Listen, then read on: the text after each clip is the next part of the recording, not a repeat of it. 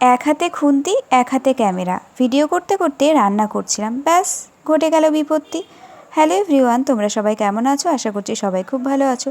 তো চলে এসেছি একটা ছোট্ট একটা মিনি ব্লগ নিয়ে। তো সকালবেলায় ঘুম থেকে উঠে আমি একটু চাটা খেয়ে পড়তে বসেছিলাম। তারপর দেখো ফ্রিজে রাখা ছিল মাছ কেমন বরফ হয়ে গেছে। আর এই যে চাউমিন রান্নার ক্ষেত্রে বিপত্তি কেন বললাম, কারণ ক্যামেরা করতে করতে রান্না করতে গিয়ে আমার রান্নাটাই খারাপ হয়ে গেছিলো।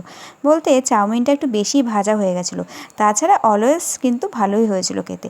কিন্তু ওই যে একদম নিখুঁতভাবে তো বানাতে পারলাম না ক্যামেরার জন্য। তো যাই হোক, ভিডিও তো করতেই হবে, তাই না?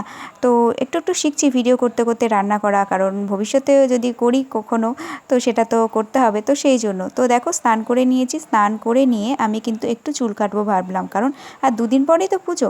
তো আমি কিন্তু পার্লারে যাই না, আমি বাড়িতেই বরাবরই মায়ের সঙ্গে চুলটা কেটে নিই। তো দেখো আমি চুলটাও কেটে নিয়েছি এবং তারপরে আমি খাওয়া দাওয়াটাও করে নিয়েছি। তো আজকেকার মতো মিনি ব্লগটা এখানেই শেষ করলাম, টাটা।